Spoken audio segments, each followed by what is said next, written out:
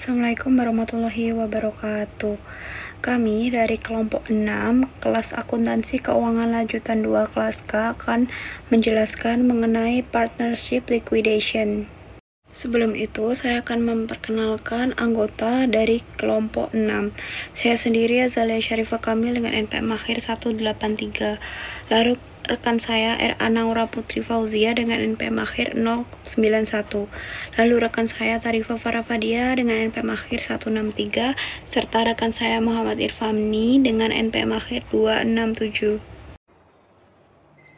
Oke, kita akan membahas pada subbab pertama yaitu proses likuidasi. Nah, biasanya likuidasi kemitraan itu melibatkan hal-hal yang pertama ada mengubah aset non-kas menjadi kas, kemudian mengakui keuntungan dan kerugian, serta beban yang dikeluarkan selama periode likuidasi, kemudian menyelesaikan semua kewajiban, dan yang terakhir mendistribusikan kas kepada pemitra sesuai dengan saldo akhir modal mereka. Nah, gambaran umum dari proses ini yaitu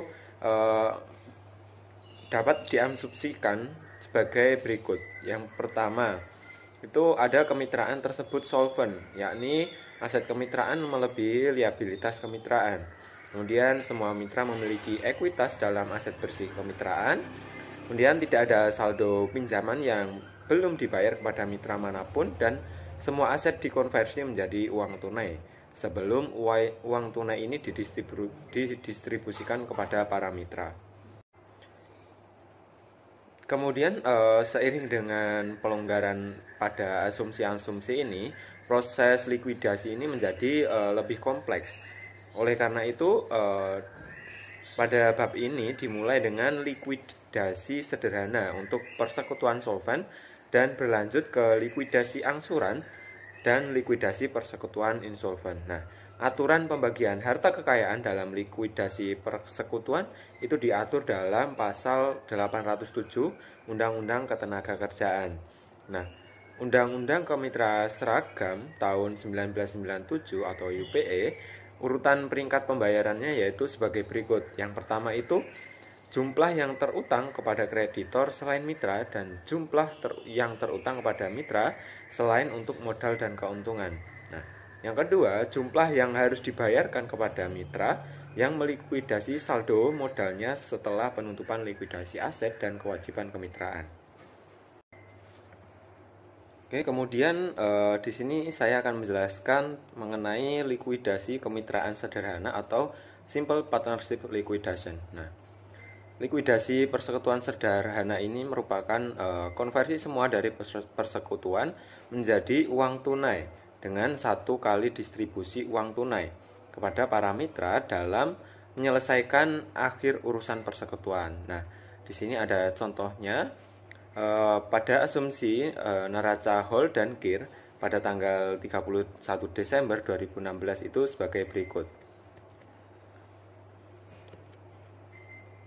Untuk cash-nya itu $10, AR-nya, account receivable-nya 30, inventory 30, plan asset itu 40, totalnya 110. Kemudian untuk liability and equity-nya itu account payable-nya 40, loan from whole 10, whole capital modal whole itu 25 dan modal KIR itu 35, jadi 110.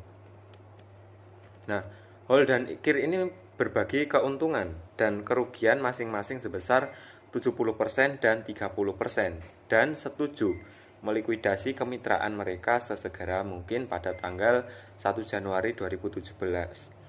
Nah, kita mengasumsikan bahwa pada tanggal 5 Januari 2017 barang inventaris itu dijual seharga $25.000, aset pabrik dijual seharga $30.000 dan $22 ini untuk menyelesaikan akhir piutang.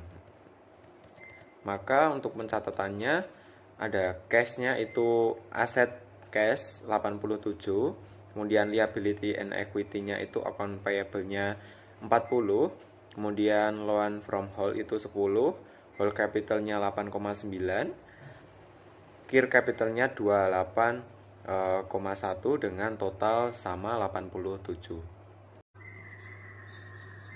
Nah, di sini sebagai langkah terakhir dalam likuidasi kemitraan ini, uang tunai didistribusikan kepada para kreditor dan mitra sebagai berikut. Order of payment yang pertama itu untuk kreditor, account payable-nya 40.000, to hold for his loan balance-nya 10.000. Yang kedua kepada hold untuk saldo modalnya itu 8.900. Untuk KIR atas saldo modalnya 28.100 dengan distribusi totalnya itu 87.000. Nah, untuk di sebelah ini untuk jurnal entry untuk mencatat likuidasi pada saldo modal debit dalam kemitraan pelarut. Yang bagian A itu jurnal entry untuk mencatat penjualan aset dan penagihan utang. Untuk uang tunainya itu 25.000, whole capitalnya 3.500, persediaannya 1.500. Untuk KIR capitalnya 1.500 dan persediaannya 30.000. Nah, untuk mencatat penjualan barang inventaris dan alokasi kerugian 5.000 ke akun modal mitra dalam rasio pembagian laba dan rugi residual mereka. Nah, dia itu untuk uang tunainya itu 30.000, whole capitalnya 7.000, KIR capitalnya 3.000. Kemudian aset pabrik bersih itu 40.000. Nah, ini untuk mencatat penjualan aset pabrik dan alokasi kerugian 10.000 ke akun modal mitra dalam rasio pembagian laba rugi residual mereka. Untuk ini untuk mencatat penagihan piutang sebesar 22.000 dan menghapuskan sisa piutang sebesar 8.000 sebagai kerugian yang dibebankan kepada mitra rekening modal dalam rasio pembagian laba dan rugi yang tersisa. Ini ada uang tunainya, kasnya itu 22.000, kemudian whole capital modalnya itu 5.600, KIR capitalnya 2.400, pada piutang usaha itu 30.000. Kemudian untuk yang bagian B itu untuk mencatat pembayaran tanggung jawab dan distribusi akhir untuk mitra. Untuk hutang usahanya tadi 40.000, pada kas 40.000. Untuk mencatat pembayaran kewajiban non mitra tadi. Kemudian untuk membayar pinjaman dari hall itu pinjaman dari hall 10.000 pada kas 10.000. Untuk mendistribusikan uang tunai kepada para mitra dan likuidasi akhir kemitraan itu untuk whole capital itu 8.900, KIR capital 28.100, pada kas itu 37.000. Saya akan menjelaskan mengenai shift payments dalam likuidasi persekutuan. Shift payment sendiri adalah distribusi kas kepada mitra dalam proses likuidasi dengan jaminan bahwa kas yang diterima tersebut tidak perlu dikembalikan di kemudian hari. Sekalipun ternyata di kemudian waktu timbul kerugian tambahan dari penjualan aset atau dari kewajiban yang belum tercatat. Nah, agar perhitungan shift payments itu dapat dilakukan secara aman, digunakan dua asumsi utama. Yang pertama yaitu semua mitra dianggap tidak insolven, yang berarti setiap mitra memiliki kemampuan pribadi untuk menutup kerugian jika modalnya menjadi negatif. Dan yang kedua, semua aset non-kas dianggap tidak bernilai, sehingga potensi kerugian dari aset tersebut adalah 100%. Jadi nilai bukunya bisa dianggap hilang sepenuhnya. Dengan dua asumsi tersebut, tujuan utama shift payments adalah untuk melindungi persekutuan dan mitra lain agar distribusi kas tidak menimbulkan kewajiban pengembalian di masa mendatang. Jadi dengan kata lain tuh kas hanya akan diberikan jika diyakini aman meskipun semua kemungkinan kerugian paling buruk terjadi. Lalu ada langkah-langkah perhitungan shift payments. Yang pertama, hitung ekuitas masing-masing mitra.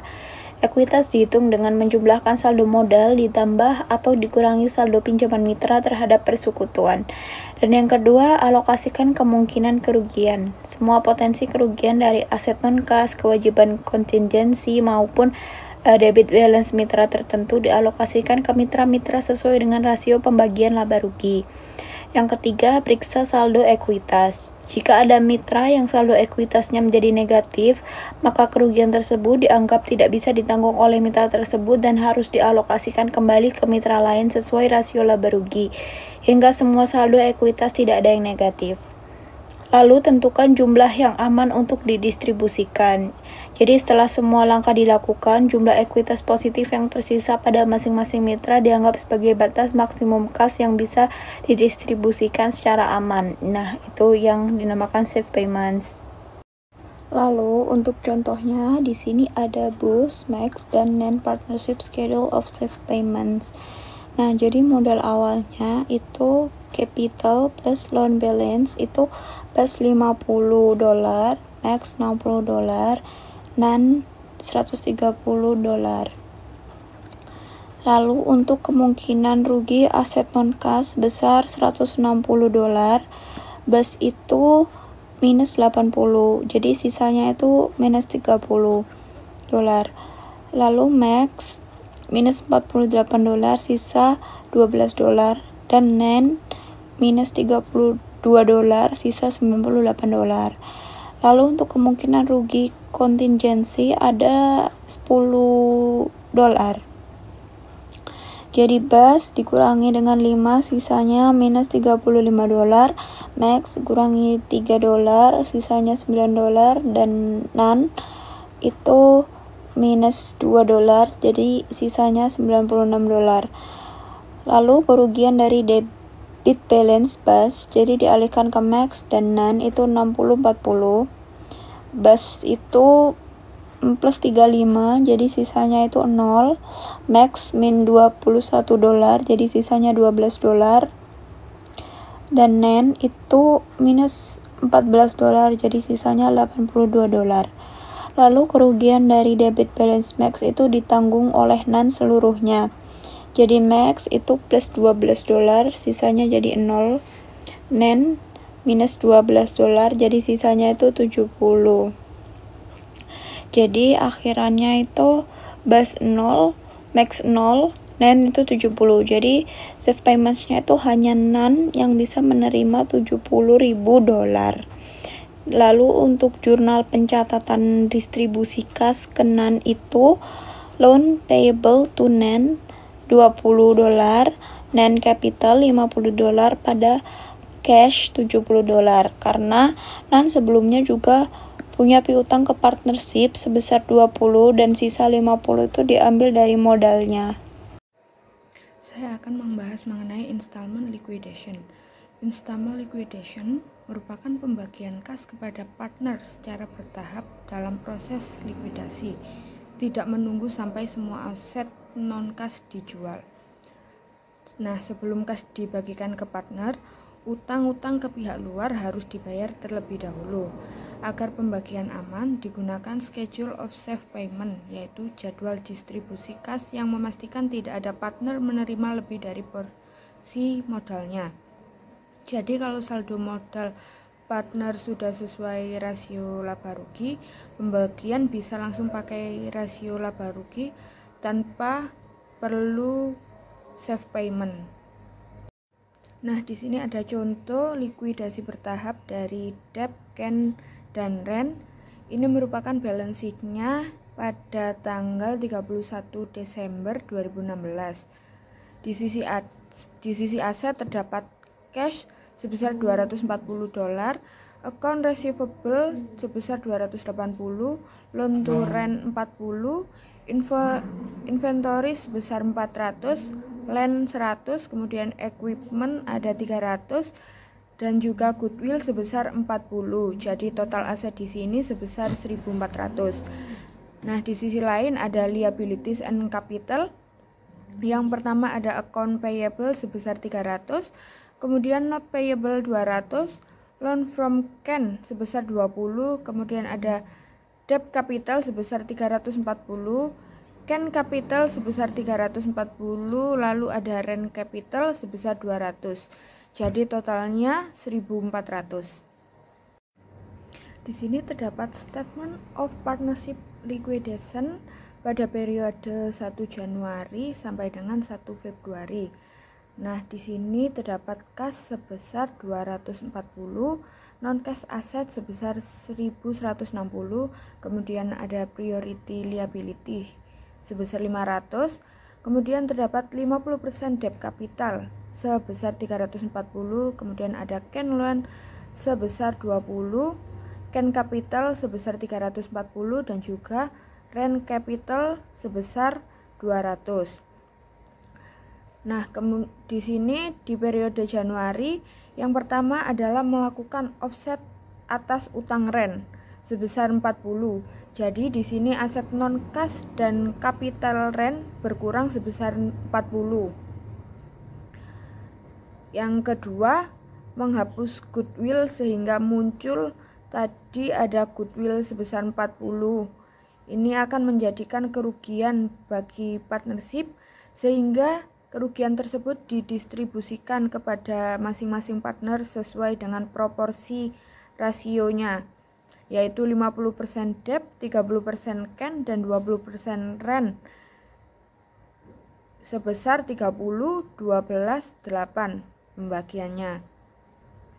Kemudian di periode Januari terdapat receivable yang berhasil ditagih sebesar 200, sehingga tidak ada profit atau loss di sini.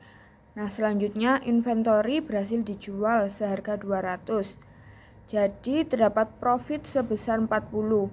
Nah, 40 ini akan didistribusikan 20 ke debt, 12 ke Ken, dan juga 8 ke Ren. Sehingga di 31 Januari saldo berubah menjadi kas sebesar 640, non cash aset sebesar 720, priority liability sebesar 500, debt capital 340, Ken loan 20, Ken capital 340, dan juga 20% Ren capital sebesar 160. Nah, setelah semuanya, di sini kas tersisa sebesar 140, ditahan 20 sebagai cadangan, sehingga masih ada sebesar 120 yang bisa dibagikan. Dari hasil perhitungan sales payment, seluruh 120 itu tadi diberikan ke Ken. Jadi di statement of partnership kita bayar dulu ke kreditur sebesar 500, kemudian 120 dibayarkan ke Ken, sehingga balance pada tanggal 1 Februari kas terdapat 20, non cash aset 720, priority liabilities 0, debt capital 340, Ken capital 240, dan juga Ren capital 160. Berikutnya terdapat transaksi di bulan Februari. Yang pertama terdapat penjualan equipment. Jadi equipment seharga 80 berhasil dijual dengan harga 60. Di sini terdapat loss sebesar 20.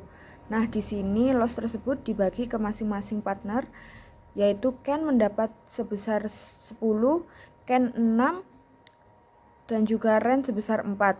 Kemudian ada inventory sebesar 240 dijual seharga 180. Di sini ada loss lagi. Nah, loss tersebut dibagi lagi ke masing-masing partner. Kemudian ada beban likuidasi yang timbul sebesar $4. Ini juga langsung dibagi ke masing-masing partner sebesar debt 2, Ken 1,2, dan juga Ren sebesar 0,8. Selanjutnya ada kewajiban tak tercatat sebesar 8. Ini dianggap sebagai kerugian, maka juga langsung didistribusikan ke masing-masing partner. Debt di sini 4, Ken 2,4, dan juga Ren 1,6. Setelah itu kas tersedia untuk dibagi sebesar 228. Nah, di sini membuat lagi save payment schedule kedua untuk periode Februari. Jadi alokasinya di sini debt mendapatkan $84, Ken 86,4, dan juga Ren 57,6. Selanjutnya kita tuangkan lagi ke statement of partnership liquidation. Jadi saldo di 1 Maret terdapat kas sebesar $20, non-cash aset sebesar 400, priority liability 0, debt 210, CAN sebesar 126, dan juga rent sebesar $84. Rencana distribusi kas pembelajaran. Jadwal pembayaran aman merupakan metode yang efektif untuk menghitung jumlah pembayaran aman kepada mitra dan mencegah pembayaran berlebih kepada mitra manapun. Namun, pendekatan ini tidak efisien jika banyak distribusi angsuran dilakukan kepada mitra, karena jadwal pembayaran aman harus disiapkan untuk setiap distribusi hingga saldo modal selaras dengan rasio bagi hasil dan rugi. Pendekatan jadwal pembayaran aman juga kurang sebagai perangkat perencanaan karena tidak memberikan informasi yang akan membantu proyek mitra ketika mereka diharapkan akan diikutsertakan dalam distribusi kas. Kekurangan pendekatan pembayaran aman ini dapat diatasi dengan menyiapkan rencana distribusi kas pada awal proses likuidasi. Kemudian ada peringkat kerentanan. Jadi pada awal proses likuidasi, debt, CAN, dan rent memiliki saldo modal masing-masing sebesar 340.000, 340.000, dan 200.000, tetapi ekuitas mereka atau modal saldo pinjaman masing-masing adalah 340.000, 360.000, dan 160.000. Dalam menentukan kerentanan mereka terhadap potensi kerugian, ekuitas masing-masing mitra dibagi menjadi rasio bagi hasil untuk mengidentifikasi kerugian maksimum yang dapat ditanggungkan kepada mitra tersebut tanpa mengurangi ekuitas di bawah 0. Peringkat kerentanan untuk debt, CAN, dan rent ditentukan sebagai berikut. Jadi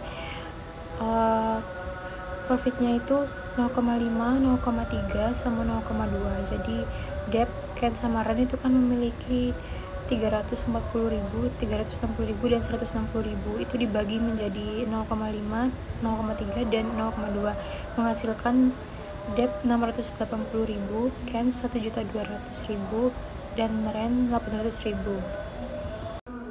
Nah, peringkat kerentanan menunjukkan bahwa debt paling rentan terhadap kerugian karena ekuitasnya akan berkurang menjadi 0 dengan total kerugian mitra pada likuidasi sebesar 680.000.